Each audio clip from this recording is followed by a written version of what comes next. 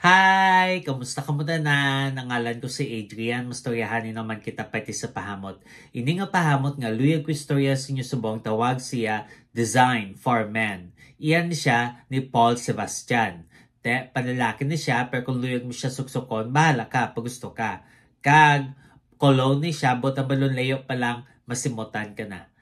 Ano ni siya klase nga pahamot? Bali presko kag tinlo nga mga prutas kag citrus. Amo na siya kung simutan. Angay siya sa mainit nga panahon. Ang temperatura nga para siya is between 70 to 90 degrees Fahrenheit o kung 21 to 32 degrees Celsius. Ano ang iyang mga nota? Simple lang. Isa lang kalinya sa mga nota. Kag ang mga nota ay grapefruit, berry fruits, lavender, oak moss, amber, kag cedar.